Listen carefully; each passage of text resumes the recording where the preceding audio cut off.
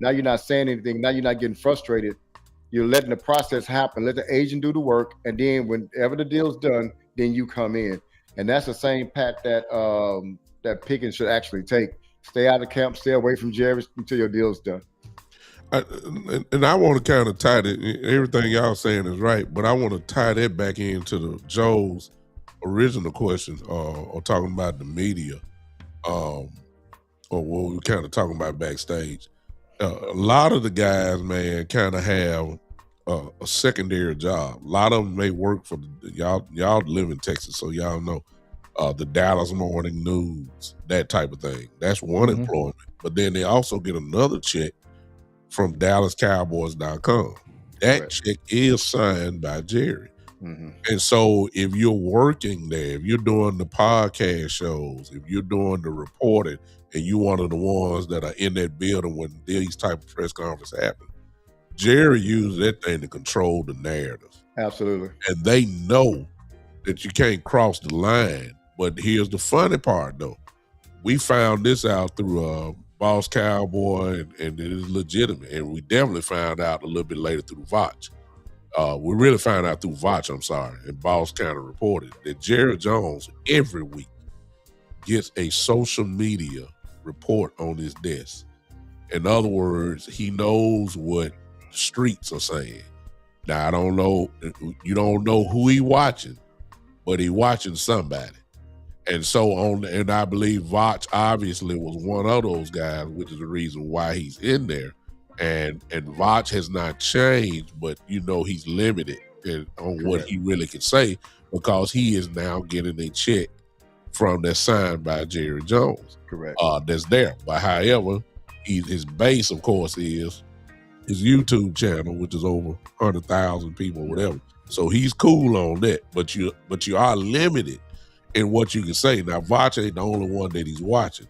He very well could be watching the Cowboy OG podcast. Yeah. See what we're saying. But there's a report that goes on there every time. So what he's not getting in the press conference, he's getting in the social media report. And that's why you got people like Cowboy Joe and his son and B-Bird, and you got me and so many others who do not mind calling like it is, because somebody got to tell Jerry Jones the truth, or at least put him in the fish grease and see if he gonna boil a little bit. Because if we're going, Joe said it perfectly. Well, he didn't say it like this, but this is the idea. If we're going to do the same thing over again, then I can already tell you right now, we're going to be in the same spot next year. Absolutely. Yeah. I don't even have to see it. I done seen enough seasons. I done seen Jerry get in the way, all that type of stuff. And let me transition to that real quick. So we started talking about the defensive coordinator. I will tip my hat to Jerry for this. He finally admitted that he's wrong. In essence, he's saying that when it comes to selecting, or the criteria for getting a defensive coordinator, he likes a guy that's been knocked down and trying to come back up, got a chip on his shoulder, and want to move forward that way, a guy that you can fight and scratch and claw with. And he said that, maybe that's the wrong criteria. And I said, well, there is a God. Because that's not the criteria. Yeah. First of all, you hired flukes. Hey, they tried to pass it. I don't know if you guys saw it. Talking about Brian was involved in it. No, after you hired Schottenheimer, 2 days later you had flukes. But I mean, come on now. Schottenheimer ain't called flukes out. You already had it in the building. So everybody knows that he lied about that. Now you want to talk about, well, we're going to do this. Let Brian Schottenheimer tell you what the criteria is. How about that? We tried it your way. You gave us flukes. 32nd in the league, last in the league, 511 points. Your way don't work. Get out of the way for once. Let Schottenheimer figure it out. Let him get the guy who fits or complements him and his offense. Yeah. Let him do that, and then I'll take my chances. So I'll give Jerry a little credit for that. But if you don't mind, gentlemen, what are y'all thinking? Because by now, and hello to everybody in the chat. Jay, Brian, Chris, I see you, man. Akuna, appreciate you. What are y'all thinking? I don't know which way y'all want to take this, but what y'all thinking about the defensive coordinator? Well, or I guess I say what would you like, or what are you thinking they're gonna do? Well, let me say this. I want to. You remember the story that Jerry told when McCarthy got hired? How, he brought him in and he ended up spending the night over at Jerry's house or whatever, and they ended up making a deal, right? That's kind of sappy and kind of emotional, right? Like, so it's like he went off a gut feeling. Then with Shotty, he was talking about the deference and Shotty's dad and all that kind of stuff. That has nothing to do with analytical football. It has nothing to do with anything. That goes with I got a gut feeling. And then the guys that have been knocked down, that's still a gut feeling. So Jerry is operating off his gut. He's operating like, I just got a feeling for this guy. It's almost like when you're digging a well, digging for oil. You know what I'm saying? It's almost like Wildcat. I know the next one gonna be it. And that's just not how the things work, man. Things got to be, you got to go look at statistics. You got to go look at schemes. You got to look at what this guy's done before. What can he bring what can he bring over that's transferable over to what you got? How can he take the guys that you got so you don't have to have so much turnover to make his defense work? There's a whole bunch of other factors that go in. And what you do is, say you put this thing in Shotty's hand. Then you put it in the hand of somebody that can get fired. That's all I ever want. I want decisions to be made by people that can get fired because they have an urgency to win. Jerry, when he make decisions, he make them without an urgency to win. He just, want to feel good about it and play with it. I need Shotty to do that. Shotty's done a really good job of putting together an offensive staff. I got confidence he could put together a good defensive staff if you allow him to be part of the process. And Jerry lied again at the press conference saying about the defense coordinator when he brought in. That was all Jerry. That was flat out all Jerry. It is already known that he was brought in, and the news was broke by Cowboy Joe that he was brought in before the head coach Shotty was brought in. So you can't say that it was a decision. But so I just think, man, with this decision, man, if we just have the football people look at the football aspect of the decision, we're gonna come out on the right side of it. What you think about it, Joe? The defensive coordinator spot. So let's give Clarence Hill credit. He did two things this week. He confirmed two things that I always thought. So one, he did confirm that the Bears were paying Eberflus. The other thing that he said, which was kind of, I haven't heard a media person say this before, he actually paid Jason Garrett more than he played Wade Phillips, and Wade Phillips was the head coach. We always thought that, but Clarence Hill confirmed it. So to go back to your question, so I said on your show before and on our show, I was in the HR business for over 25 years. So it's a science to doing this. And what's happened the last 30 years, he hasn't used the science. That's what happened when he hired McCarthy. He did the same thing basically when he hired Jason Garrett. So they just need to interview 8 to 10 guys, and then you just hire the guy that gives the best interview. So you use that process right there. That's exactly how the Steelers got Mike Tomlin. The Steelers, they had a guy that was a front runner that they really pretty much thought was gonna get the job, but they did all these interviews and they found a guy that just blew their socks off, and it was Mike Tomlin. So if you're looking at what Seattle just did this year, they did the exact same thing. They interviewed several candidates and they hired Mike McDonald. And then to take you guys back in the day, when the Cowboys hired Norv Turner, that's what happened. Norv Turner was the 5th guy on their list. And so they just interviewed several guys and he gave the best presentation. So I think they kind of on the right track. We're hearing they're bringing in a lot of different guys, but if Shotty is in charge of this and he does what he did last year, I think that's what he's going to do, and just interview the guys and hire the best guys. Yeah. Let's just be honest, y'all. I mean, those in the chat, you know anything about football. We don't have to have Bill Belichick type dude. With this offense, man, I mean, come on now. They averaged 29.1 points a game. The problem, obviously, this year was that the defense averaged was 30.1. Mm-hmm. You don't have to have the 85 Bears, okay? You don't have to have the 85 Bears. If the Cowboys would have ranked 20th in the league in defense this year, we'll be playing tomorrow. Mm-hmm. It ain't no question. We would have won 11, 12 games. No question in my mind if we would have had it. Now, I'm not saying that we just supposed to go get anybody, but what I am saying is this, and I'm talking about kind of like in the future for maybe about the next 4 to 5 years, we better get it right. We don't have time for a year rental of another defensive coordinator. We need to get it right. And of course, if the dude does well, I mean, he's going to get hired somewhere else anyway. We already know this, but at least have the intentions on trying to get this thing right, far beyond just a 1-year dude. And that's going to kind of help you out as far as maybe some of the selections go. There's one that everybody's talking about, Jim Leonard, and I'm going to have to shoot y'all what I just saw today. I'm going to shoot y'all, put it into our text message thing. And it is eerie to how similar Leonard and Coach Schottenheimer talk. And I wish I could bring it up here so y'all can see it on this, but I wasn't thinking about that at the time. Yeah, I've seen it. You saw it where you kind of know. If you had to do an early favorite, I don't think it would be in the question. I think everybody would kind of say Leonard. But there are other people, qualified guys, who they already kind of have headed toward. They had 3 names that come out.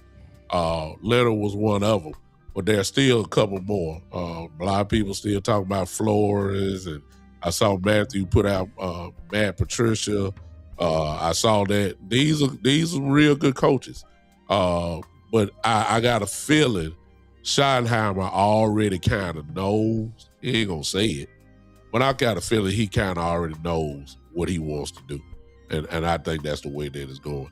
I pass it back to you, Joe. So I think what we got to factor in too, we always got to factor in Jerry. So at some point, if the money gets involved, so one of the things I've been thinking about the last few days, I wonder if some of these coaches or the coaches' agents, they're going to just tell Jerry up front, here is our minimum. This is what we're going to take. If you think you're going to hire us and we're going to be the lowest paid defensive coordinator in the league, then we know we're not interested. So I'm wondering if some of that is happening behind the scenes.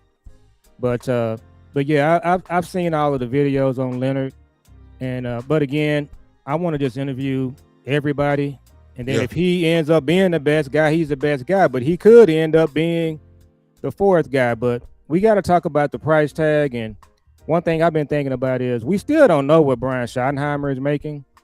So, I wonder is he going to be in a situation where he has to come back to Schotty and change his pay just to get the other guy in? I don't know what y'all thought about that. I can answer that very quickly. I think that he's the lowest paid head coach in the league. That's number one. So whatever that is, I think he's right at $4 to $5 million or something like that. Forgive me for not being 100% accurate on that. Well, they hadn't put it out, so it's not on you. They had not put that out. Yeah. Okay. People speculate. So you got to use your common sense. If you're going to get a Brian Flores is getting paid $3 million a year as defensive coordinator. You got to give him a raise just to leave. Yeah. And then he's going to be negotiating, because I'm quite sure he's going to be saying, well, I got an offer here and I got an offer here and all that type of stuff. And before you know it, you might end up be paying a defensive coordinator right at $5 million a year. So to answer your question, Joe, whatever Shotty is getting paid, he may need a raise because it's going to look mighty raggedy if your defensive coordinator is getting paid more than your head coach. But this is This is Jerry, like you just said, like Jerry, he's cheap even in head coaching ways. As far as salary goes, he gets the guys like B. Bird just said with McCarthy. Well, McCarthy was kind of like, please, I'd take the job. He's spending the night at Jerry's house. Come on now. You know, you making it too obvious you want the job. So it's almost like a little desperation. Correct. So you know it's like that. Schottenheimer, as much as everybody likes him, everybody knows he wanted a job. He never had a head coaching job. 20 plus years. Had no other offers either. Had no other offers. Nobody even thought about him. So of course he gonna take whatever. You know, take the money, take whoever you want to have on the staff. Fine, just give me the job. You know, like that. But in this case, again, that should not be a criteria. At this point, since you got a window with this offense or whatever, you had better get the right dude to lead the defense, because you had all the talent, but you had the wrong person on defense, and you see where that got you. So now you better get, since you got the talent, that's going to probably be a little bit better than what they were this year, and now you need to get the right guys. It's really simple. So I'm with Joe. I applaud. You know, if they're going to interview everybody, that's fine. I don't have no problem with it. Just get us the right guy. That's what we need. So I'll make this statement. There's nowhere in the world where the most valuable franchise in the world, where it should be a barrier or a deal breaker with a salary. Salary should never be a deal breaker on a coach. And one of the things that you said, if you do get Flores in, the structure wouldn't be right if your coordinator made more than your head coach. That's just crazy, because he's going to actually think he has more clout than you do, and he may actually have that. But the Cowboys love desperate coaches. Think back to this. McCarthy, he was desperate. Shoddy, he was desperate. Garrett was desperate. Bill Parcells wasn't. Everybody before Bill Parcells was desperate. When you're desperate, you're gonna accept anything, right? But they love their coaches desperate, because now they can bargain with them.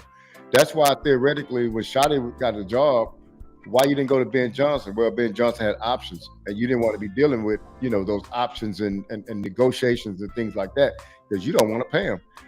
I'll tell you this, if y'all really think about this, I think Jerry looks at head coaches as coordinators. You really look at the way they pay them and the way he treats them, they're coordinators, man. And so McCarthy was a coordinator. Shoddy's an offensive coordinator right now. Wade Phillips was the defensive coordinator. And then you have an offensive coordinator. And then, so in sense, Jerry don't really have a head coach. He got a guy that's down there in the head coach position. But and so then somebody will say, well, B. Bird, that's crazy. Look at how he pays them. The head coach get coordinators pay. He never gets head coach pay. So, you know what I'm saying? That's kind of how he like him. He like him desperate. And it's just crazy to me that we don't push back enough as far as the Cowboy community and say, no, dude, go get the best guy for the job. You are the most valuable franchise in the world, and your coaches have been the 32nd and 31st highest paid coach in the league. That makes no sense. You're not even trying to get the best. It's like a F1 driver or a NASCAR driver. They got a nice car that go 250 miles an hour. They're gonna get me to drive it. It makes no sense. Why would you go get me? Go get the best to drive the best. And that's where we should be at, man. That's what I got to say about that part. Wow. You get it, Joe? So one of the things that was disappointing about the press conference, as usual, so for the most part, what you just said, B. Bird, that should have been one of the questions in the press conference. They should have already asked him about this. Just ask him, you know, explain your philosophy in not paying a coach when you have the most money as far as the franchise in the world. And you can ask that question in such a way that you won't lose your media pass. And basically what's going to happen is he's going to do one or two things. He's going to even answer the question, or he's going to filibuster. It's one or the other. And so one of the questions that he said, he may have said this either after the press conference or during, I can't remember. He said that his goal is to catch Bob Kraft with Super Bowls. He wants to win 3. And so if you got any kind of journalism, behind your name, you could basically come back and just tell him, Jerry, how you gonna win 3 and you haven't got to an NFC Championship game yet? So, but you just ask it in a nicer way with with whatever you want to do there. But yeah, it's somebody needs to make sure he understands that he's done the same thing for 30 years, and one of the things is he doesn't want to pay a coach. So it hasn't worked, and so results matter, and so his business, it's just like it's no accountability. You can just do whatever you want to do or say whatever you want to say. In his case, some of the things he said during the press conference were like, you would just look at him and just say, man, it's like you either got, maybe it's something going on with your brain cells, or you're just at the point where you don't care. And I asked you this, guys, on a couple of shows ago. Is he at the point where he really is not trying to win one? Because when you look at what he does, I just don't think it adds up. So, where are we with him? Is he really trying to win a Super Bowl? Because it just doesn't look like he really cares anymore. I answer that. I think he does, without a doubt. But the problem is he wants to do it his way. And that way is not, it's behind. You're in an old time way. For instance, the draft and developmental plan, and let's go get bottom feeder free agents. That's not the way that the league running right now. No, but that's their way, and that's their way because they've been doing it for so long. So whenever we get somebody like a Pickens or we get somebody like a Quentin Williams, we like, oh wow, It's like, because we're not used to doing that. Yeah. We get them all the time. Yeah, we get people for depth, not impact. Mm-hmm. I say that all the time. We get people for depth. But let me say this. If you want to know if we're going to do things differently, it's in the details, y'all. Like, for instance, I don't know if y'all know it in the chat, but the Senior Bowl is at the end of this month. The East-West Shrine game, the college all-star games, where the staffs go down and evaluate things. That's coming up in a matter of about 2 weeks. Mm-hmm. All right. Here's the step. You want to know if we're going to do things different? We'll get to the money part later. We'll get to the money. I ain't talking about the coaches. I'm talking about the players and all that type of stuff. That's all down the line. The restructuring of DAC and CD, all this down the line. Let's start with this first detail. If the Cowboys go to the Senior Bowl or the East-West Shrine game without a defensive coordinator in place, then you're telling me that who's doing the evaluation? Will, Jerry, Steven, Schottenheimer? Where's the defensive coordinator? I know what Will might like. I know what Will might like. I know what Jerry might like. But Jerry and Steven, what they like may be totally different from what the incoming coordinator may like. See what I'm saying? So if you're scouting somebody, you don't even know what the defensive coordinator may want. So again, see that we if you want to know what's fit to be different, a defensive coordinator fit to get hired or should be getting hired within this next week or two. I mean, a week and a half, to be honest with you. So pay attention to that, chat. Pay attention to that. If a defensive coordinator, I know they're interviewing, that's fine.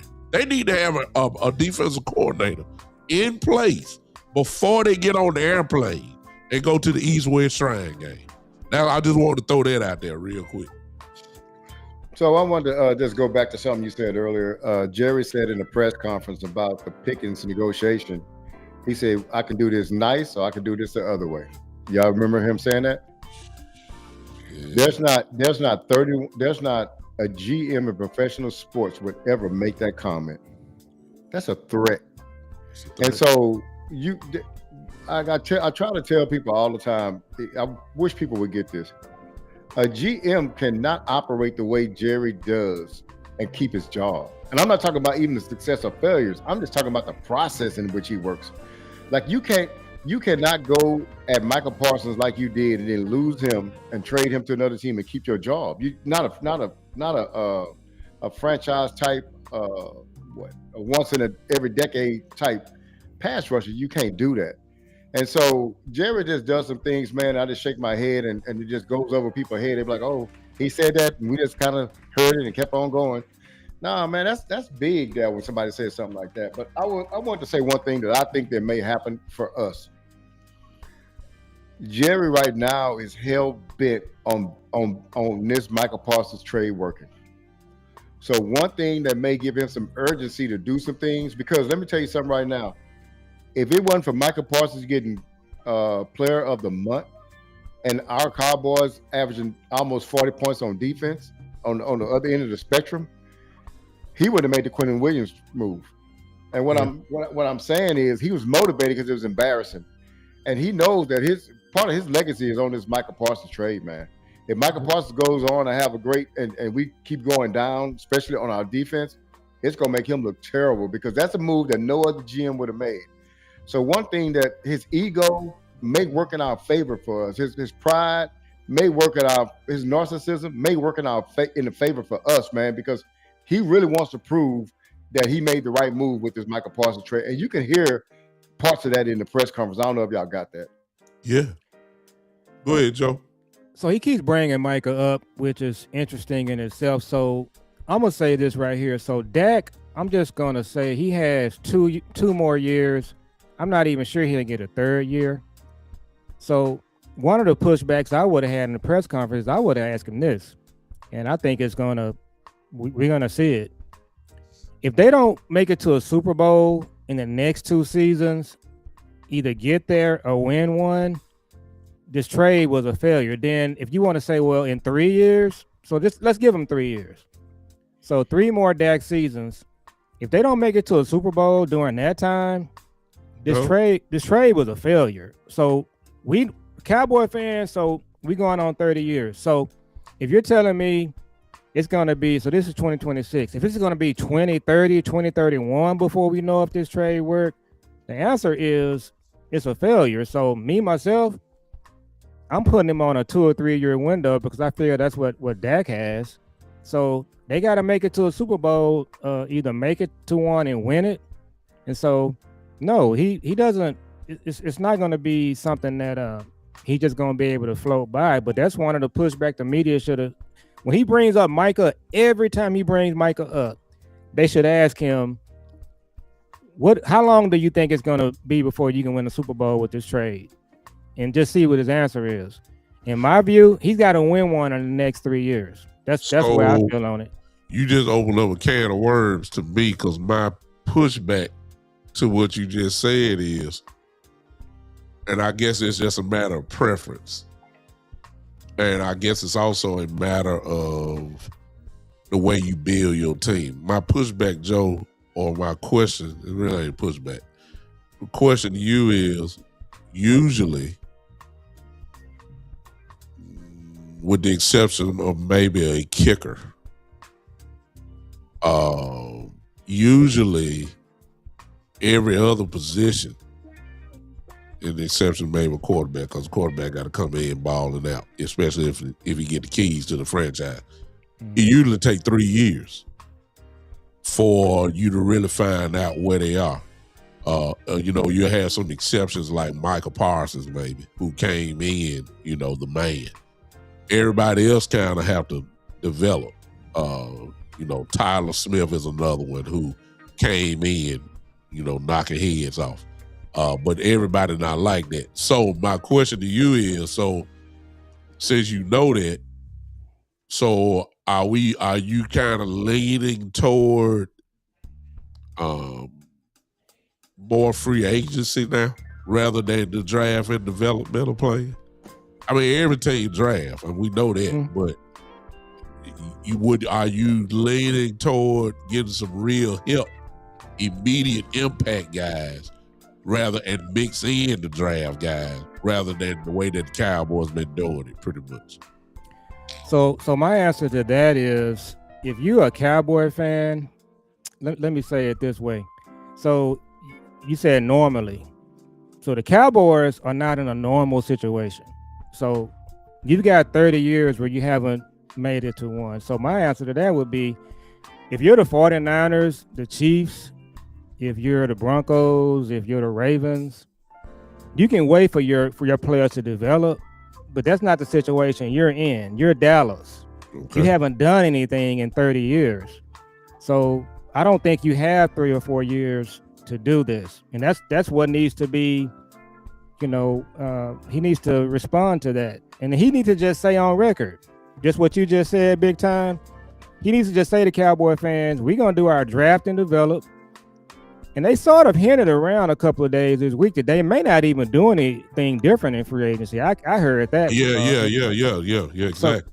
So if you're drafting and developing, then you're not going to get it done in 2 or 3 years. So again, I don't think Cowboy fans, if you're a 49er fan, just name all of these franchises that have had some success the last 5, 10 years, even 15 years. You can do that. We see Seattle doing it now, but Seattle, if you remember, they've been to a couple of Super Bowls. So their fans are going to be more patient. And Dallas, if he thinks he's got 3 years to do this, he in for a rude awakening. Yeah, I agree. So what you got, B-Bird? Yeah, man, I tell you, you're absolutely right about the draft picks, right? So I don't expect maximum production out of a draft pick, a normal draft pick, until about 3 years, man. Second year, 3 years. The issue I have with that is that you got a 3-year window with that, right? So those things don't add up, right? They don't line up. Exactly. So my thought process is, and I will tell y'all this too. One little thing, and I've been telling people this for about 2 years now. Watch the Cowboys. They don't necessarily get great players out of free agency. They get them out of trades. Yeah. The reason why they get them out of trades is because the contract is already set. They're trading for the contract and the player, and they don't have to negotiate the contract. They don't want to get in bidding wars. That's why they stay out of free agency. And so I think Excellent point. And so what I think they need to do is, that's why, man, really, these draft picks that people want to hold on to, I'm not really necessarily want to hold on to them. If I can get a Max Crosby for a first-round draft pick, give me Max Crosby, because we're going to, no matter who we draft, say we draft Bain out of Miami, Florida, as a defensive end. I mean, he had trouble getting to the quarterback last night. And so and that's the part also, I didn't see the whole game, so you may have came on at the end. I agree. But I'm saying this, though, like, it takes a pass rusher. I was telling somebody yesterday, I say a pass rusher wins off athletic ability in college, but then he has to learn moves when he gets to pros, because left tackles and the right tackles are athletic also. And so unless you're Michael Parsons, right, run a 4.3, but nobody's like that. And so you need somebody that game one next year has a reputation and has the ability to get to the quarterback quickly. And that's Hendrickson and Crosby to me. And so either that path, and Hendrickson sounds better in a sense because you had to give a draft pick for him. You just have to sign him. But again, they don't necessarily like getting into a bidding war for players. But I think you trade them draft picks, man, to try to get impact players, because you got the franchise quarterback here now, and they've been lucky and blessed to get Tony Romo and Dak Prescott back to back, man. And the only thing they gave up to get them was a 4th-round draft pick combined. And so, but you got this guy in place right now. You got a Super Bowl winning quarterback playing at a Super Bowl level. He's at that point to where his physical abilities plus his mind is at the apex. Early on you have the physical ability, you don't have the mind. Later on you have the mind, but you don't have the physical abilities. But right now I think he has both of them, and it's a good balance of both of them. You got to get a defense on the field, and it needs to be just add water and they go, man. You don't have time for developing players at this point in time. I like the way this is going. Chat, I need y'all involved in this, because there's no right or wrong answer to what I'm getting ready to ask. And Joe and B-Bird already kind of answered it, but I this is just me now. Y'all might believe it different. I'm in total agreement with B-Bird. We both saying the same thing, that it takes, 3 years at least for a draft pick to say, okay, this is who he is. And you don't have that time. The reason why we're saying that is because primarily this is what the Cowboys have done. They lean heavily on getting younger and drafting and hoping that at the end of the 3 years, these guys turn into Pro Bowl players, which a lot of them have, in fairness to them. But what did it really get you? It just got you a bunch of Pro Bowlers who get knocked out in the first round of the playoffs, and that's if we make the playoffs. So that don't work. You got to change something up. If you're talking about winning the World Championship, you got to do something totally different. So based off that, let me ask y'all this. Chat, I'm really asking y'all. Everybody knows we got 2 first-round picks in the upcoming draft, 12 and 20. I'll answer this. Or which combination would you want to do? And so everybody's answer may be different. I'm interested in seeing that. Let me start it off this way. I don't see them giving up as much as Jerry talking about these picks. I don't see him trading it at all. I don't. Could he? Yes. Should he? That just depends on your preference. Do you want to go get like B-Bird said, do you want to get young and go get a Bain and maybe even sign a Hendrickson? That's 2. You ain't got to buy. I ain't saying we go get 5 or 6 free agents. You're not going to do that. No. I'm saying, but you can go get one that's incredibly impactful. That's a difference maker. You go get a Hendrickson, I don't care how old he is. The man got 19 sacks. Stop it. I'll take it. He become instantly your best pass rusher. I'll take it. You go get a guy in the draft that depend on, if you get a Henderson, you can draft the best person. But let me say what I would do. I'm drafting at 12 because we're gonna have a great player to pick from. I'm drafting at 12, whoever that is. But that 20, everybody got to remember, we don't have a second and third round pick. Yeah. We don't have a second or third round pick. So if you just go straight by the book, you're drafting in the first round, you're missing the second or third round, you drafted in the fourth. You know how many players you going to miss out on? So the way that I look at it is, we need to trade that 20th pick and get back into either the second or third round.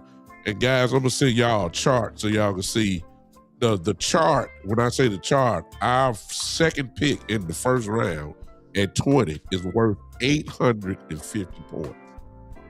If you were to trade out with another team, a lot of teams' second round pick is only worth 350 points. To get the maximum value of the draft or of the trade, you would have to trade something else just to match up so it can equal out to 850 points. So what I'm saying is, let's just throw a team out. San Francisco. Let's say San Francisco got a second round pick. Their second round pick is worth 350 points. If you want to move up to our first round pick at number 20, you're gonna have to give me more than talking about I'm just offering you a second.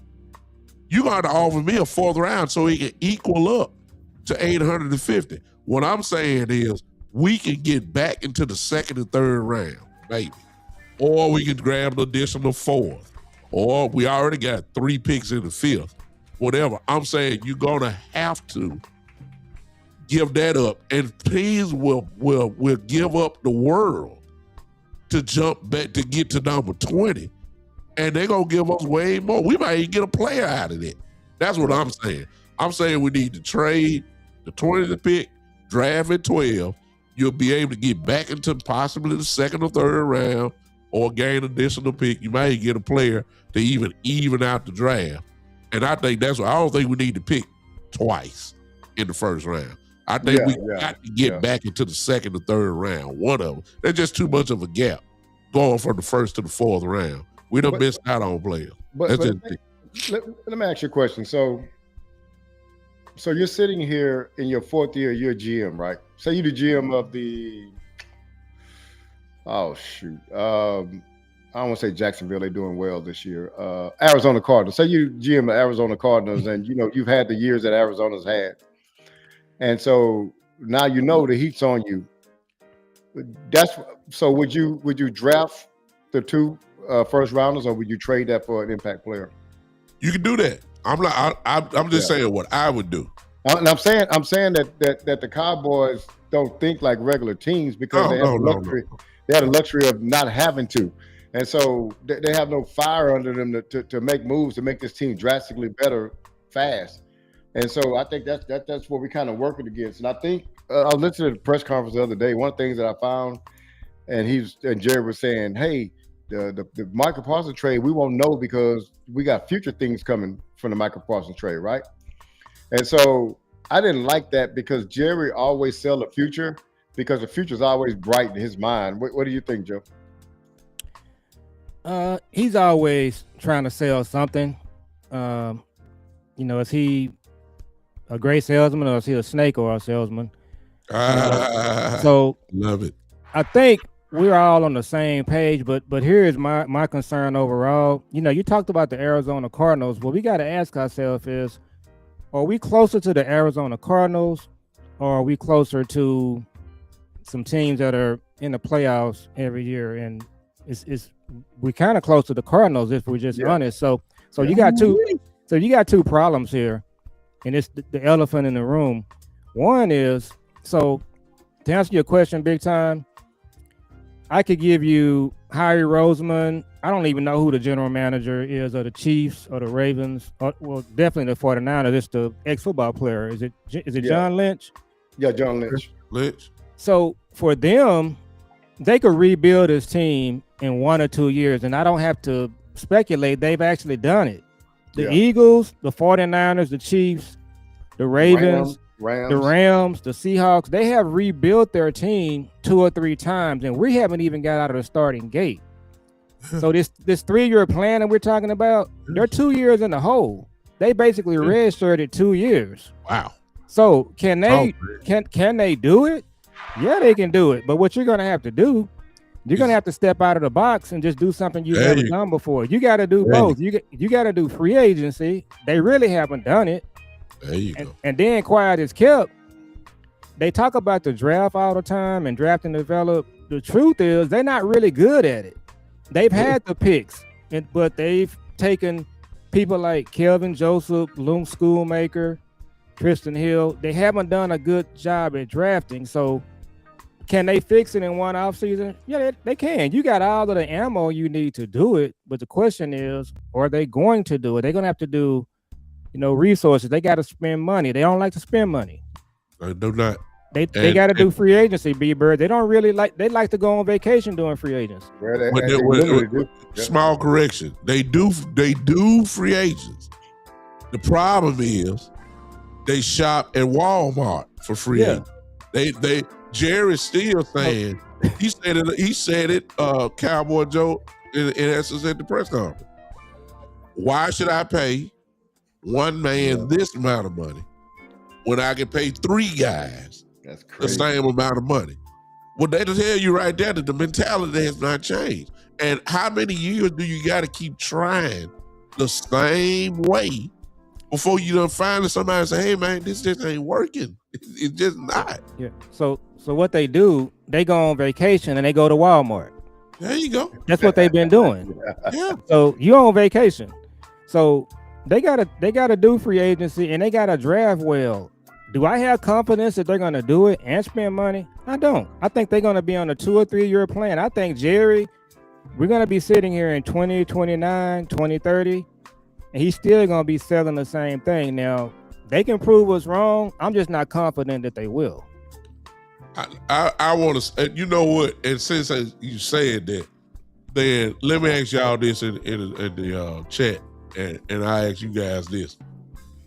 Okay, if they hang on to their same philosophy, which I think they will, However, they do and will have a significant amount of money there. They are going to have that. Once they restructure Dak and CD and probably let go of Terrence Steele, and they already let go of Diggs, that's going to equate just them four right there. That's almost, $80-90 million right there. They're going to have money. Mm-hmm. All right. What would satisfy them? I mean, what would satisfy, probably, I ain't going to say satisfy, but what would make you say, okay, that's a good move. Y'all keep y'all little rinky-dink philosophy.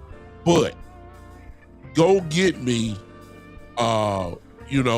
if I'm just throwing it out. I'm not saying this is it. What if they go get you a Crosby? What if, well, you have to trade your picks though to do that. What if they go get a Hendrickson who's going to be a free agent? Or what if they go get you a veteran cornerback that can play? Would you be satisfied with that? Because I can't see us going into the season with the secondary type that we had. Even considering Bland, I don't know what Bland gonna be.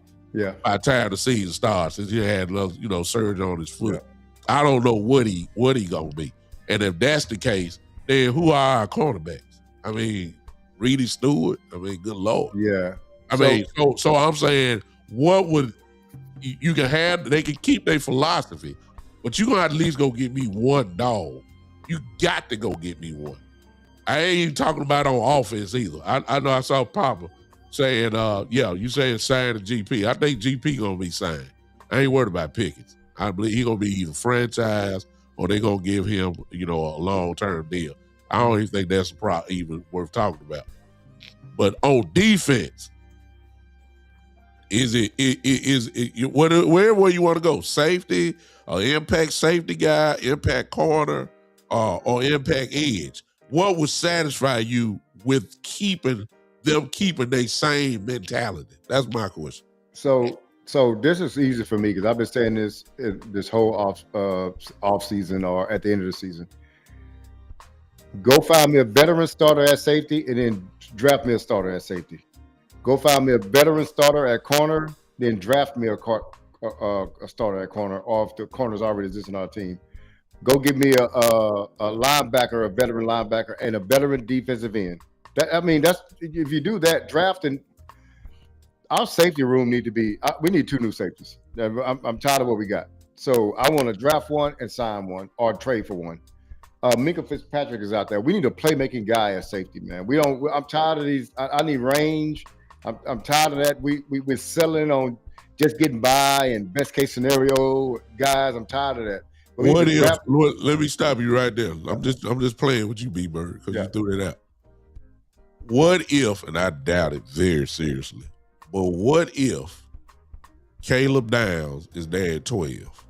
No, you get him. You get him, but are you worried about getting a Minkah Fitzpatrick now? Yeah, I want 2 dudes. Okay. Yeah, I want 2 dudes. Yeah, okay. I want 2. One thing too, man, with that is, so this is what I said last year.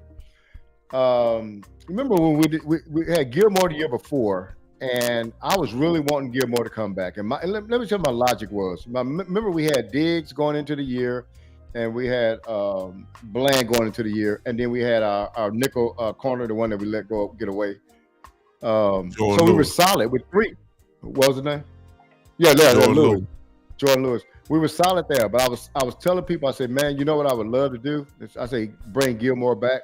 And some people say, but we got 3 starters. I say, man, you ensuring your roster when you have another guy like that, because if one of those guys get hurt, you still got a starter that started in this league, man. He can step right in and you don't miss a beat. Guess what? Diggs got hurt and Bland got hurt throughout that year, and we kind of suffered a little bit. But think about this. We got Pickens, right? Okay. Think about if CeeDee Lamb would have went out in 2024. We had nobody. But since we got Pickens, we had somebody. And so then all our other guys had to come in and just kind of be Florida came in and was the number 2. He had to be number 1. And so when you get a Minkah Fitzpatrick and a Caleb Downs, you got 2 dudes back there that even if one of those guys get hurt or out of the game, a couple of games, you still got an elite safety back there, man. Ensure your roster. Get good players all over the place, man. Don't worry about we got one here, we can get by with another guy. No, forget that. Go get good players. Hey man, Philadelphia don't do all that. They go get good players. They don't care about no this, that, and the other. Oh, we already got a good wide receiver in Devontae. Why we need somebody? No, go get AJ. You see what I'm saying? That's what they did, and that's what I think we got to do. We got to build this roster up with as much talented people as we can find on defense. And I'm talking about talented as far as athletic ability, man. We really don't have guys that got a whole bunch of athletic ability on our defense, man. So just to give you some optimism or hopium, as they say, people watching the show might say I'm pessimistic, but I can tell you, to answer your question, they can do it big time. So the formula for doing this, and it's not going to take them 2 or 3 years. So first and foremost, if they had a right coordinator for the defense, that's going to really help us a lot. Okay. So that's just how bad our defensive coordinator was. So just give me a competent defensive coordinator. That's we kind of getting off to a right start. Then when you draft players, don't draft guys that will take 2 to 3 years to develop. There are some players in this draft, and you mentioned one, Caleb Downs. He's gonna hit the field. Yeah, he's probably gonna just come in playing, starting, and he's gonna play well. He might, remember, I'm gonna take you back to. I'm gonna just try to pick out a player. Overshawn is probably not a good example because he got hurt his rookie year. But just think about how he looked when he did get on the field, the games that he played. There are players in this draft, Sonny Styles, C.J. Allen. Yeah. If you draft Caleb Downs and C.J. Allen or Caleb Downs and Sonny, what's his name? Sonny Styles, those players are not going to take 2 or 3 years to develop. They're going to hit the field and they're going to play. They're going to start and play well. So you can do that. The problem with Dallas is they don't do that. They do goofy stuff in the draft. So get the right coordinator, do some free agency. Don't go to Walmart. Just really pick up, if you can get Mika Fitzpatrick, Crosby, Hendrickson, we on the right track. Yeah. The confidence I have in them doing that is not high. They can do it. And then when you draft, wherever you're drafting, just draft guys that can play. You can't draft guys coming off ACLs like Savon Rivell. You cannot do that. Yeah, man. You can't. We know for that. You can't draft LVE. When people telling you before the draft that LVE has a neck issue, and you draft him anyway. Yeah. So what they got to do, last year was a very good example. I would say. Well, no, look at Booker. Yeah. Oh, yeah. Booker's gonna make the all-rookie team. Booker doesn't need 2 to 3 years to develop. He's already playing well. There. So that's what you have to do. So to answer your question, they can absolutely do it. But what they're gonna have to do is roll up their sleeves. They're gonna have to spend some money. They're gonna have to get to work. You can't go on vacation. And then no matter what you do in the draft, dude, just draft good players, draft ballers, draft dogs. Don't go into the draft and do goofy stuff like taking Luke Schoonmaker in the second round. Luke Schoonmaker, we saw a copy of their draft board the year they drafted Schoonmaker. They had him in the 4th round, and they took him in the 2nd round. Yeah, that was bad. Okay? Man. So that was a bad draft too. Yeah, and you can't do that. So they can do it. So to give everybody some hopium and optimism. They don't need 2 or 3 years to turn this around. They can do it basically in one off season. Look at what Seattle did. It's just you can do it. So yeah. Let me because Cowboy Joe just picked up a major point and he brushed over it. I'm finna zero in on it real quick. Because the Cowboys have fallen into this pattern. And this is the stuff that we're talking about doing things differently. One of the things they got to do differently is, Cowboy Joe said it perfect. You can't draft these guys who are coming off major injuries that you got a red shirt in their rookie year. Mm-hmm. Let's go through the list. They did this with Jalen Smith. Yep. Come on. This is the pattern. They did this with LVE. They did this with Sean Lee. Mm-hmm. They did this with they signed Michael Gallup, knowing that he wasn't right. They signed Trayvon Diggs, but at the time Diggs wasn't hurt. But you trying to rush him back, and dude coming off microfracture surgery. On top of that, he had a ACL at the time. He's not going to be the same. Now you basically got lucky and red-shirted Rebel, who was coming off an ACL. All right. And we saw him play, and he just wasn't right. He shouldn't have played this year, to be honest with you. He shouldn't have played.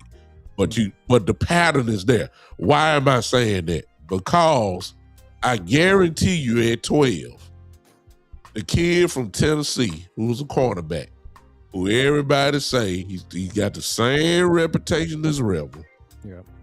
Rebel, they said if it wasn't for his ACL, he would be drafted in the first round.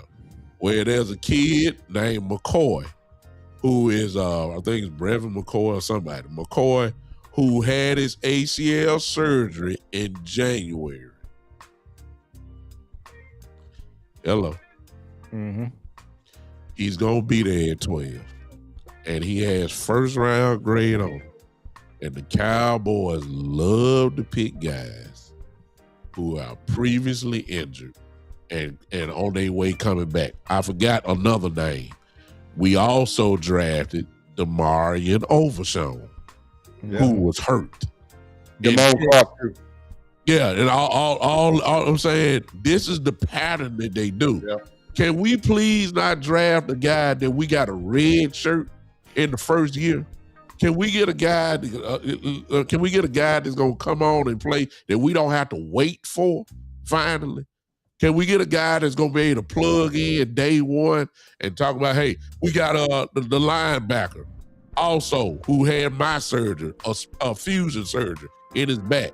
Who was that? At number 18. That's one from LSU. That's Damone Clark. Damone Clark. Damone Clark. Yeah. Same thing. I mean, this is the pattern that we do, and I'm like, good Lord, can we get somebody that's gonna play with it in the first 2 years? I mean, and not worry about it. These guys coming off knee injuries, but this is what the Cowboys do, man. Yeah. I just gave you a whole list of people. We cannot do that this year. We don't have. Look, you heard B-Bird saying earlier. We don't have 3 years. We don't have time for red shirt year. So it just makes no sense. So I see all of y'all putting into positions, which is fine. Because there's really no else. We so bad on defense. I mean, we need everything. I'm just trying to see, what would satisfy. Because Jones gonna be the Jones. You might be able to slip in one guy. They might pay somebody. They'll have the money to pay one guy. I'm just saying who you need, and I really believe y'all because of Bland. I think it's gonna be corner. I'm serious. I ain't talking about with the pick. I'm just saying if we were to be going to free agent, you got to give me somebody. I mean, we don't have no cornerbacks. We don't have any. Yeah. That was one of the major parts. I know we ain't got no pass rush, but we don't have no corners at all. Yeah. We're going to have to get a veteran corner. We don't know when Bland coming back. That's what I'm saying. So we have nobody. And one of the things that what you were saying about those players, I was thinking about y'all had those spots where you can go get scratch and dent refrigerators and all that kind of stuff from.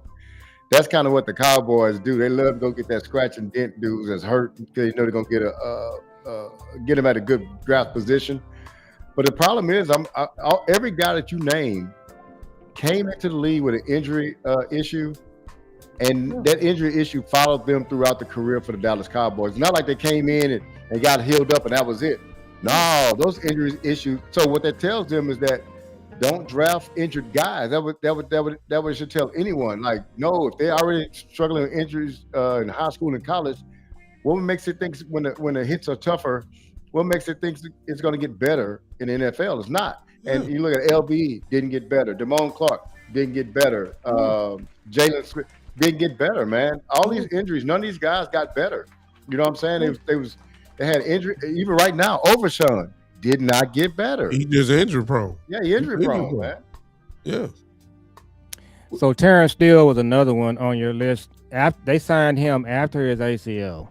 Yeah, And, I forgot about it. Yeah, exactly. Yeah. So I think he played okay this year. Guyton, Terrence Steele, you can criticize their play. They played good enough for us to average 29 points a game. We played the Chiefs and the Eagles. You know, they held it down. Then you got the backup guy, that name escapes me at the moment. But yeah, they just got to look at. So something I read about last week. So the Atlanta Falcons, so they hired an outside agency to come in and look at their overall operation. And they fired the coach and the GM. And so one thing that Jerry needs to do to add to your hopium, they need somebody to come in and just look at what they're doing and just say, we're going to change some things up here. And going back to what I said earlier, guys, if they had a right defensive coordinator, that person alone can come in and just kind of get things going in the right direction. Yeah. I don't think either one of us can tell, you can't tell me who the starting cornerbacks, who the linebackers are for the Vikings. They just have a bunch of guys with no names, but they got a very good scheme. They got a borderline Hall of Fame safety, but that's the only name you can. Harrison. Yes. Harrison that's Smith. the only guy that you can. But other than that, I don't know who plays for them. And you can say that about a couple of other teams that are playing well. So again, I think the coaching hire is going to be huge for us because you can go out, and we're talking about Max Crosby and Hendrickson. There's some other guys out there that they can acquire, they can play. There's some linebackers that they can get. We had Bobby Wagner right there for us to sign a few years back, and they just didn't want to pay him. They brought him in. The foolish fools brought him in and didn't even offer him a contract. He was in the building. They chose LVE over him. That's what happened. Yes, and LVE got paid $3 million, and Bobby Wagner was asking for 7 or 8. And they was hoping that the first year LVE could show it, which he made All Pro in his rookie year. That's what they were hoping for, and ignoring the fact that his neck was getting worse. Yeah. And not to mention they had LVE on the field with Damone Clark, which was just that's the kind of thing that they do. So yeah, they can do this. They can redo this roster, in one off season or two. But you just got to get the ship pointed in the right direction. And we're gonna see here in a few weeks how this thing is looking because they can do it. It's gonna be players out there. So, Max Crosby, I've been hearing that he considers himself a Raider for life, and they got to see what they're doing with their head coach. So if Brian Flores gets that job, he's probably going to want to keep him. So we got to just wait and see. But if they can't get Max Crosby, it doesn't mean like you can't improve your team. And the same thing with Hendrickson. So there's some players out there, man, if they do a good job, they can sign some free agents, including linebacker B-Bird. They can get you a corner that's going to work with your new coordinator. Then in the draft, just draft good players, guys that can come in and play. You can't be drafting 2 or 3 years projects. Not Dallas. That's not where we are. Not high up, no. No. And you got the 12th and 20th pick. It's going to be good players on the board. All you got to do is pick them. The safety from Ohio State, Washington is drafting ahead of us. They probably he has to get by them first. I don't think Down's gonna last to yeah. A lot of people they don't really go that high though, big time. Well, I believe in this case he will because he's gonna be most publications if you into that have him listed as the overall best player in the draft. Oh yeah, regardless of position. That of course he won't get picked number 1. But they have Downs as that guy. And most, if you do your mock drafts, some of you guys are already doing it, you'll notice that Downs go probably in the top 5 just about every trip. So I just threw his name out there, to you, B-Bird, because you said that we need safety. And I was just not arguing for him, but since you said you wanted Minka, if Downs is there, do you do it? And you answered it, say, well, we'll take both of them. Do it like that. That's what you're going to have to do. Yeah, and I believe that the Fitzpatrick thing sounds like something the Cowboys would do. Yeah, definitely. That sounds like them. Yeah. Which would be a great upgrade either way it go. But what I'm saying is you're gonna have options. Me personally, y'all don't have to agree. But if they can't get Max Crosby, then you got to and I'm, anybody. I just think that we need to get back into the second and third round. If I just think we do. There's just too much of a gap there between first and fourth. So that remains to be seen. But if you don't, guess what? At 12 and 20, you're gonna get some real good football players. So that helps. But are you gonna mix that in with some veteran type guys that can come in and get the job done immediately, day one? That's what, if you're gonna draft, you can have your draft. But you don't give me some guy that's gonna come in starting, that's gonna get the job done in day one. That's all I'm asking for. So one of the draft publications I follow, and this is probably their worst case scenario. So one of the ones I look at, so at 12, so the corner from LSU is there, and he's gonna start for you probably day one. His name is Mansour Delane. Yes, sir. So you take him at 12, he's gonna start. He won't need 2 or 3 years to develop. Yeah. And then at 20, you either got Sonny Styles or C.J. Allen, the linebacker from Alabama. I would take that in a heartbeat. They're both going to be there. So with your new defensive coordinator, if you just simply let the draft fall to you and don't do anything goofy, and then you combine that with a free agent linebacker, and a safety, you redone your defense in one offseason. Yeah, so, you're right, man. You're right. Yeah, it's all they have to do is just make good decisions and do something that's going to, just move the team along. But these guys, it's always going to be, they got to actually do it before I believe it. That's kind of where I am. Hey, Joe, that I like those. I like those moves you just said, especially if Mansour DeLong, that's his name. Yeah, they're gonna be there. If he's there, and then we get a linebacker, so we've answered the cornerback and answered the linebacker position. Hey, I like that a bunch. Hey, I want to pivot for a moment because this is just, I want to ask y'all this question because I was kind of thinking about it. So today, I guess Blogging the Boys put out an article on people that they did not want to be a defense coordinator here, and I guess Boss on his show talked about it, and Lou had another show was talking about it. They was talking about Al Harris. Mm-hmm. They didn't want Al Harris to be here. They said because he got too buddy with like Diggs and Bland. So I started to think about that, and I said, well, let me think about this. And I said, so my idea of a head coach, okay, so Jimmy said something a long time ago that stuck with me, and it's always been with me, and it always will be. When he, I think, I don't know if he's when he cut the player for fumbling, dude from LaPorte, he down here by my area. I can't think his name. The running back out of, I think he's out of Pittsburgh. Yeah. But then the guy that went to sleep, John Roper, he's out of Houston Yates. So both of them down this way. But either one of those guys, he said that they asked him, say, well, what would you do like if Emmett or Troy or one of those guys fell asleep in the meeting? He said, I'll wake them up. And the thing that he said that was interesting, he said, man, I don't treat players equally. I treat them fairly. And what that means is, like, if you're one of my top producers, you know, I'm going to give you more leeway than I'm going to give the 53rd man on the roster. The 53rd man on the roster got to be at every meeting on time and all that kind of stuff.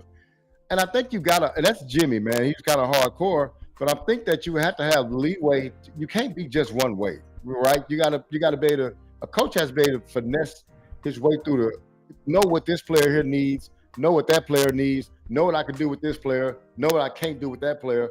But you still got to have standards, right? When they cross the line, you got to keep them back in. But I don't have an issue with Al Harris with the cornerbacks because when they played, when Al Harris was here, they played the best they ever played. So am I looking at production or what they did, or am I worried about optics? Or, you know, because if I'm worried about production, that's all I care about. And I'm telling you, man, our Cowboy organization worry about way more things than production. And so we need to start worrying about guys that produce. If those guys produce, let's reward them with contracts. Hey, they different than other guys. I ain't saying that they can just stay past curfew on the road or anything like that. I'm just saying that it is leeway to treat your best guys, your producers, differently than you treat somebody else. So I just want to get y'all mindset on that. I could be totally wrong on this. You said it best. When it comes to Is it optics or is it production? With the Cowboys, it's optics. Yeah. Optics got Michael Parsons out of here. Sure did. It wasn't production. Optics got Amari Cooper out of here. It wasn't because of lack of production. Yeah. It's feelings. They get into their feelings. That's the reason why Michael Parsons is gone. You said it best. When Harris was here, the production of both of those corners was they made all pro. I mean, almost won MVP, man. I mean, come on now. It's nothing else to say. When he left, they can't even get a hand on the ball. Not really. So it's nothing to wonder about.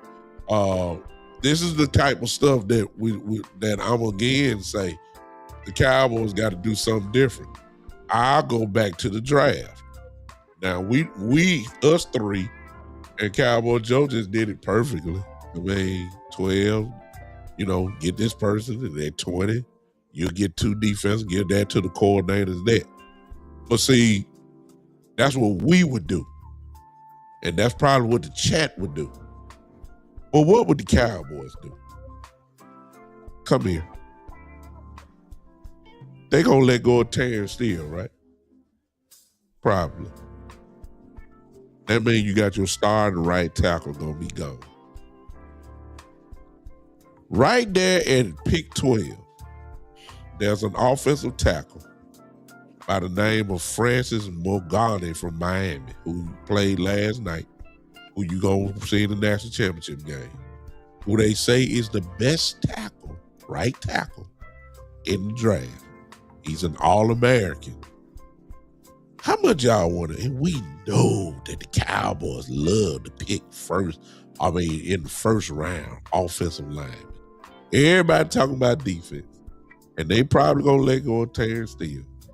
And the Cowboys would bypass all that defense and would pick that offensive tackle and say, hey, we got to solidify the offensive line. The offensive line. They do this, and I got a feeling that if they let Terrence Steele go, everybody was saying, well, let's move Guyton back to right tackle. No, they ain't going to do all that. They ain't going to do that. They going to go ahead and get younger again on the offensive line, and they'll have BB, Booker, or Mulligani, or whatever, Bogani, and Guyton there. Tyler Smith is still young. Or their running mate at 20. I did a mock draft where it also happened to be that the right tackle of the Alabama Crimson Tide, when Booker was there, Proctor is his last name. Mm-hmm. It's the right tackle. It's going to be probably right there too. I wouldn't be surprised that they go ahead and get another offensive lineman, and folks are going to be mad as all outdoors. It would be a good pick. But when you need defense like what we need, they would go ahead and pick that offensive lineman. That's all I got to say. Well, that's why they need to just do free agency the right way. So, when you get to the draft, just let the draft just fall to you. So if they think an offensive tackle is the best player, I don't necessarily have a problem with it. I would go defense. But it goes back to free agency. If you've done everything you need to do in free agency, then you just sit there in the draft and just let the draft just fall to you however it falls, and don't do something goofy. Like I told you guys earlier, in Big Time, I've been watching your show for a long time, and you've always talked about how they just throw the ball too much. When you're running the ball, Terrence Steele is fine. But if you're throwing the ball 35, 40 times a game, that's when the problem comes up. So, Shotty, he got to, this offseason, he got to look at, what he did this year. There's some times during games where he just throwing the ball way too much. So, but yeah, that Terrence Steele thing that's going to be interesting to see how it plays out. I wouldn't do anything there. Offensively, I'm going to just keep it a buck. I would. All they need to do offensively is just build on what they have. They don't need to do anything on the offense. But we all know if they think that there's a decline or a steady decline in Steele, they're going to, because the money is there. That's right. They cut them. They're going to do that and say, okay, let's just take our chances on this young kid who seems to be great. And I watched him play. I like him. And he's good. And I believe that they would do that. And I believe they'll give a swerve because everybody talking about defense. Yeah. Nobody said anything about offense yet. Nobody. And I believe those guys will be there. And I wouldn't be surprised if that kid is probably going to be number 1, number 2 on their board. I would not be surprised at all. So to go back to where we started, this press conference. So if you cut turnstile and draft one of those tackles in the draft, somebody needs to go to the press conference and tell Jerry, you're not trying to win a Super Bowl now. We gonna come back to the press conference in 2030. Yeah. Because these years coming up, you not trying to win. Uh-huh.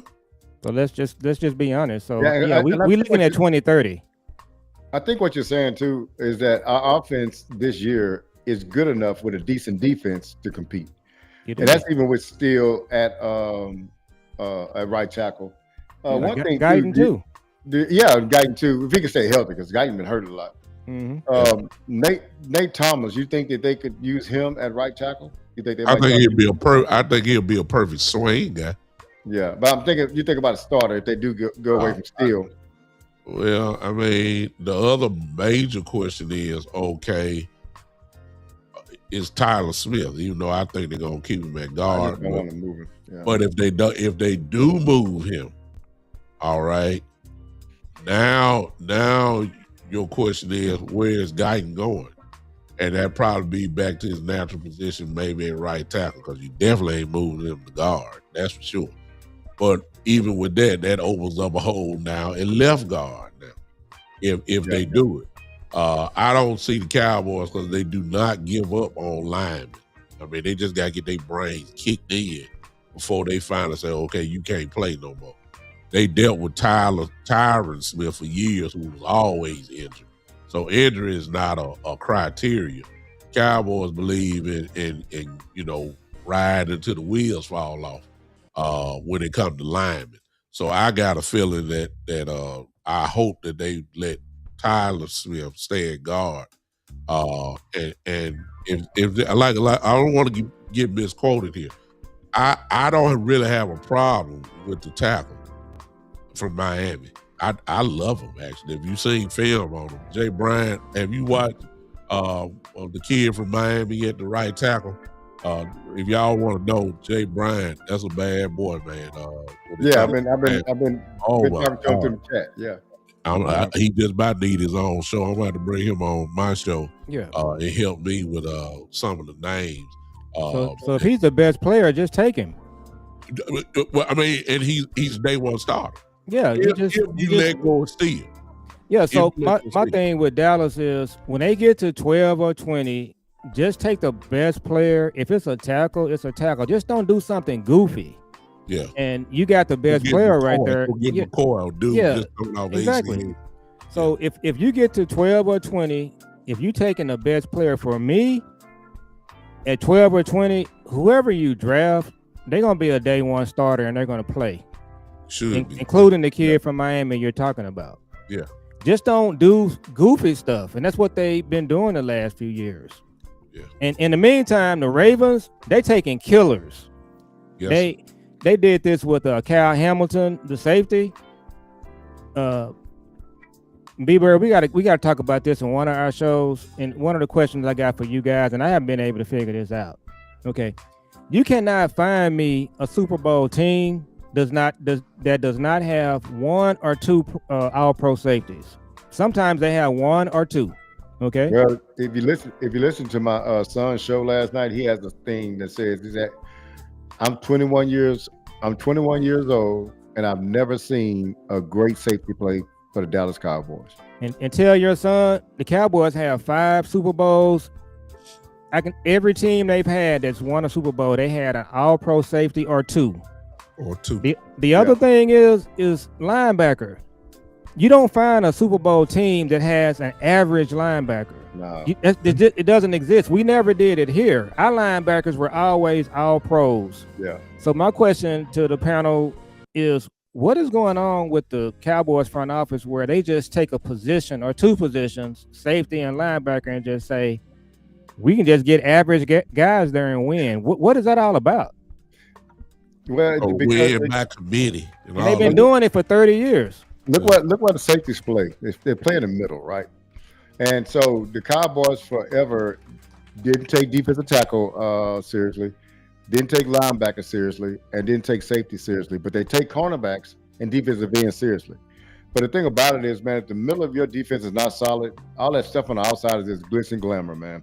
Because if somebody can just run down your throat or do whatever they want to do, so the Cowboys never really addressed that position because they're not glamour positions. You know, the defensive ends, the cornerbacks are the glamour positions. Linebackers aren't. So one of the questions I would have asked Jerry in the press conference, I would have said, Jerry, you know, you've been here for 30 years. You had a front row seat on how to build a team. You won Super Bowls. You won 3. You were right there.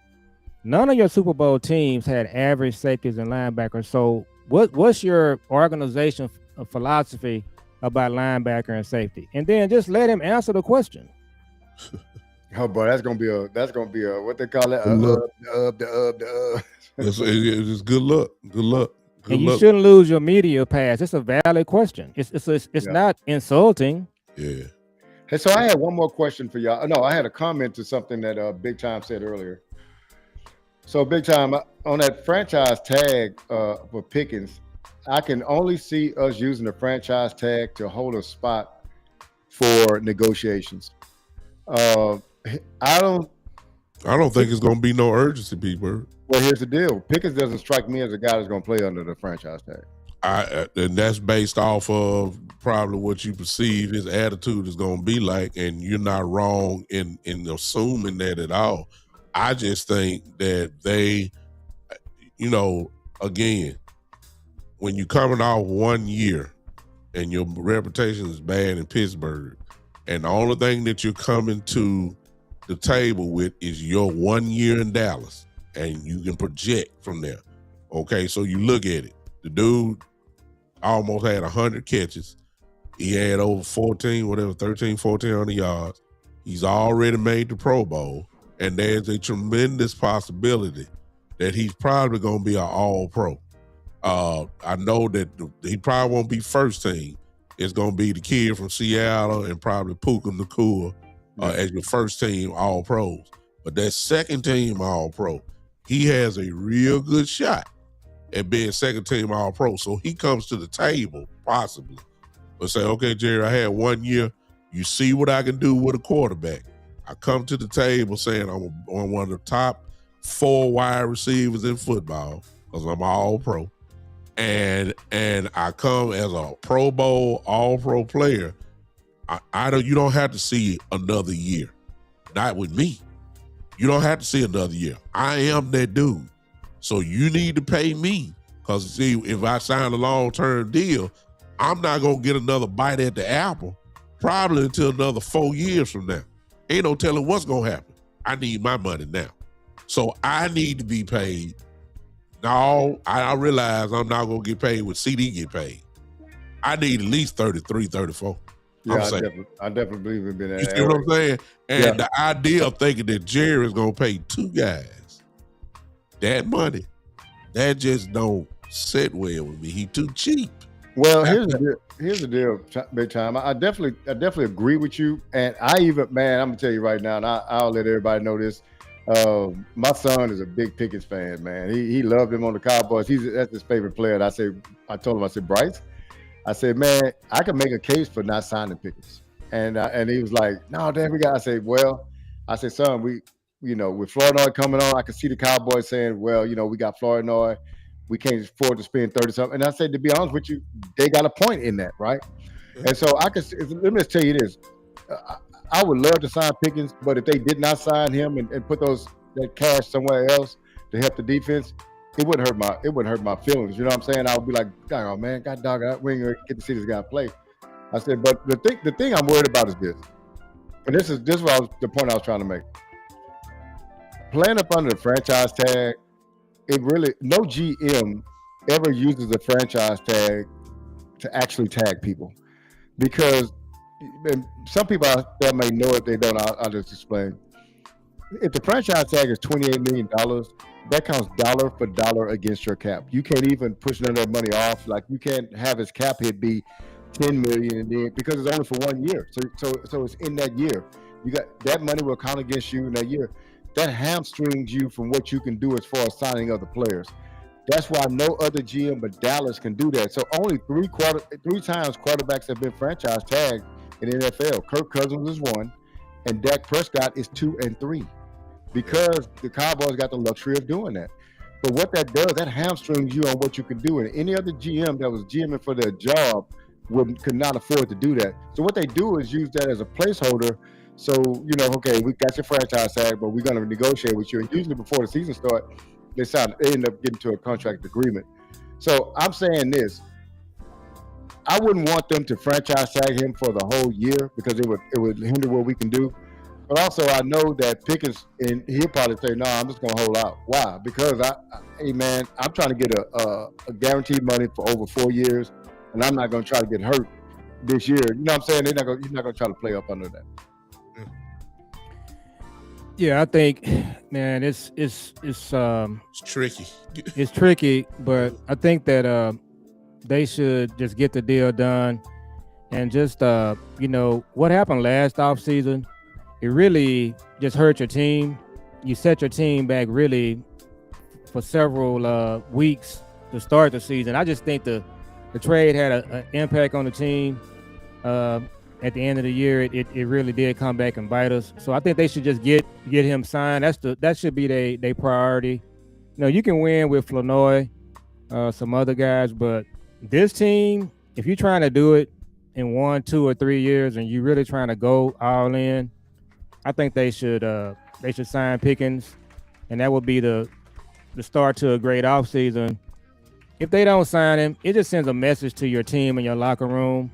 Man, they need to just get this thing on track and just do the right thing for the first time in several years. And I think they're going to have a shot at really getting back pretty quick. Leo the Greek, I guarantee you that if Pickens asks for that, he will not. Yeah, he won't be. What amount does he have in there? 42 mil. Found it right there in the chat there. I put it on the screen there. He said Pickens will ask for $42 million a year. If he asks for that, he will not be in a Dallas Cowboy uniform next year. So what does CD make? 35. Yeah. See, if you pay him, then you got to come back and see. Now you got to worry about CD now. Yeah, I think 35, 36, somewhere in there, just whatever the market value is. That's probably what'll get it done. And then, as you said it, they're going to come back and probably redo CD. So yeah, that's it's all right there. They just need to just get it done. I mean, if you think you're gonna not sign George Pickens and waste your time trading for him. I mean, like you did. Hey, I got a scenario for y'all whenever I get through, because I asked the guys on Frankly Football this one. The Raiders come to you right now and say, "Hey, we'll trade Max Crosby for George Pickens." What do you do? Straight up. I would say no. Me myself. I gotta keep Pickens. I'm sorry. I'm sorry. So that's two. The wild card is this though. It is for me. It's because of this. I love Crosby, but if you saw his picture today, I don't know what the surgery he had. Oh yeah, that's a minor surgery. Yeah. Okay, that's minor. Okay. Well, then I expect Crosby to be the same then. Okay. Well, as great as he is, I don't know. I may have to rethink that. The idea of Clark, Crosby. I know, man. That's Quinn Williams on the same line. Oh my God. And then Clowney too, man. You know what I'm saying? On the other end, that's what I'm thinking. I was like, boy, that's nasty. That's nasty, man. That's nasty. Pickens can get it done, but if you get rid of Pickens, you got a lot of confidence in Florida. You got a lot of confidence. And I don't have that for him quite yet. Say this. Say our defense regresses 10%, but our offense regressed 10% because we don't have Pickens, but our defense gets into the top 10. I mean, are we ready to compete? I think so. Well, like I said before, to go back to the top, we don't have to be the 85 Bears. And the Cowboys just this year was ranked 23rd We're playing tomorrow, this weekend. Yeah. We are playing. That's if I can make the punter punt the ball, which we didn't do. You know what I'm saying? If I can make him punt the ball at least twice and get this offense the ball back, we're playing this weekend. It's really that simple. So they don't have to be great, but because of the opportunity that we have now with the draft picks and the money that we probably gonna have in free agency, we better start be on that road to greatness now, because you got all the tools that you need to get it done. I'm loving what Cowboy Joe said with this draft. That was good. I like that one. I'm taking that now over, when I was saying trade back to get in the second, third round, but even get the second and third round players, that put the Cowboys in position to do something goofy, like drafting the second round, drafting the stone maker. Yeah. See what I'm saying? Just Just because you got the second or third round pick don't mean you gonna do something with it. You know what I'm saying? So I'm kind of feeling Cowboy Joe. I'm gonna change my whole perspective on it. Well, big time. Right, I'm wrong. Is anybody? I know you got people hot places. Any kind of way we can get Cowboy Joe into that front office? Try to make some moves on that draft. I mean, you think we get him in there? We need to do something. Look, I got a way to get in. I'm gonna tell Voch. I'm gonna talk to Voch. Yeah, since he in the building, that's what we need. Voch watching everybody, man. He watching all of them. I got a little bit saying that he appreciate the show like that and all that type of stuff. So we in the building. You know what I'm saying? Yeah. I don't know if our voice gonna be heard because of it, but we in the building. So you got Voch I'm telling you, the way he bringing it, I'm thinking that he need to check his security, however you get in there. Monday. Yeah, he take his card, because I'd be like, this might be his last day. The way now I'm gonna give myself credit. I was the first content creator when Eberflus was hired. I was like, and you guys will appreciate this, the OGs, something smells like a rat. Yeah. That's what I said. As soon as the name came out, I said, this is something not right here. And I'm gonna do you one better. There's a coach that they might interview. It's gonna be he's an Eberflus starter kid. That's Jonathan Gannon, the head coach of the Arizona Cardinals. Yeah. Now, so the Arizona Cardinals, you got Clayton Adams from there. You got away with one. So have you guys seen the movie Heat? No. You ever seen that with Al Pacino and Robert De Niro? Oh yeah. Where they robbing banks? Yeah. So when you got Clayton Adams from Arizona, you robbed a bank and got away with it. If you go back and try to get Jonathan Gannon, you're basically trying to go back for another bag, and you're gonna get caught. So they don't. But watch that name, Jonathan Gannon. If he's on an interview list, big time, Jerry's up to his old tricks. Yeah, and I'm tired of his tricks. But go ahead.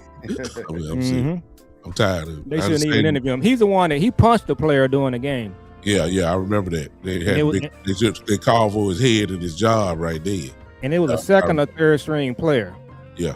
So, but yeah, that's not the guy you want to look at. But yeah, I think I like the guys they interviewing so far. I think they're on the right track.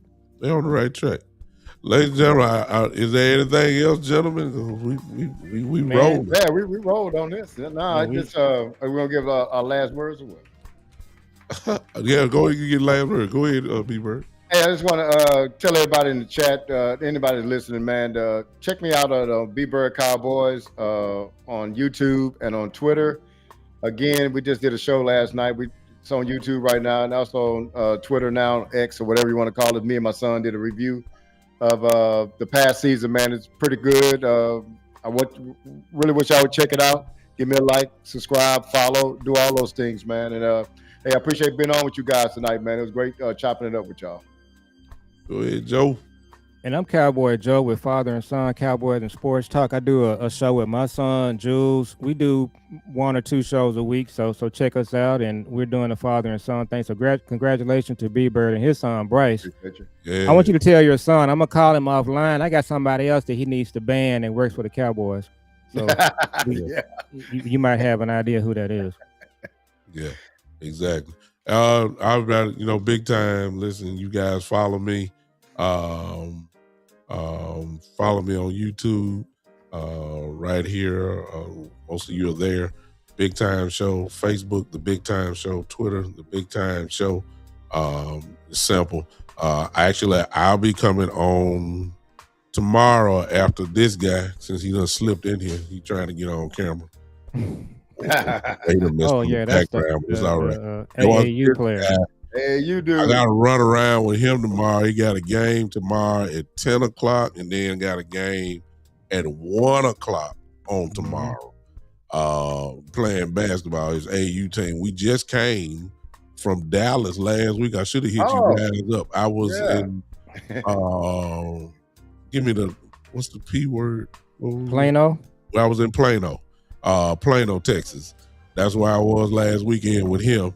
His AAU team played there last weekend, and they're coming back. They got a game tomorrow here in Memphis at 10, and then he's playing for his school team at 1 o'clock tomorrow. So I'm basketball all day tomorrow. Right after that, I'm coming back Saturday afternoon. It'll probably be maybe 4 o'clock. Maybe I'll do the Big Time Show and talk about everything else. Again tomorrow, maybe some of the stuff that we heard today. But as always, when you get into a space with people like B-Bird, Cowboy Joe, or if you listen to Cowboy Joe and his son, Jules, and then we got a new player in here with B-Bird and his son come in. It sounded like one day we all need to jump on here, everybody.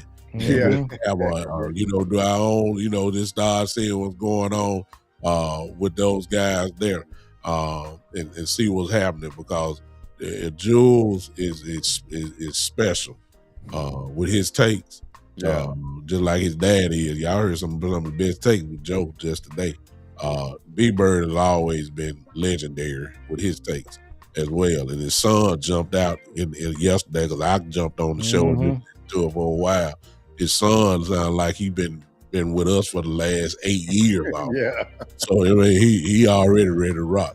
And so when you start, the space is growing. That's what I'm saying. The generations, as Cowboy Joe like to say sometimes, the generations just keep going. I see my brother Lou Tate just came. What's up, Lou? What's up, Lou? One of the great young guys in the building. Lou, who's just special.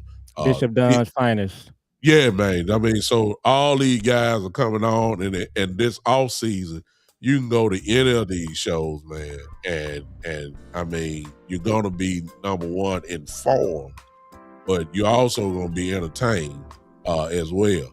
We do it a little bit different than Jerry. We're not entertainment first. We like to inform you first, and you might catch some entertainment in it at all. But this is what you're going to be getting, especially here on the OG show. One thing that these guys are so good, whether y'all know it or not, we just did this a freestyle tonight. It wasn't no notes at all. So it just shows you the great knowledge and the talent that these content creators have. I'm just glad to tag team with them in any form. These some bad boys, and we'll be coming to you. We're going to shoot again for next Friday at 7 p.m. We're going to shoot for it. But because of this dude right here, he changed my schedule. I mean, ain't nothing wrong with that, brother. Yeah, I don't mind at all. We're flexible, we gonna make it happen one way or the other. But this is kind of where he got me rolling all this summer. I mean, right now we ain't got to the summer yet. And that's really when it's gonna crank up. So I'm with it. Listen, follow us everywhere. I appreciate everybody that joined in the chat. Thank y'all for hanging. Y'all comments were great tonight. Y'all made a whole lot of sense. Jay Bryant, Leo the Greek, all you guys that's been hanging with me for a while. I hate to start calling names because I'm gonna forget somebody.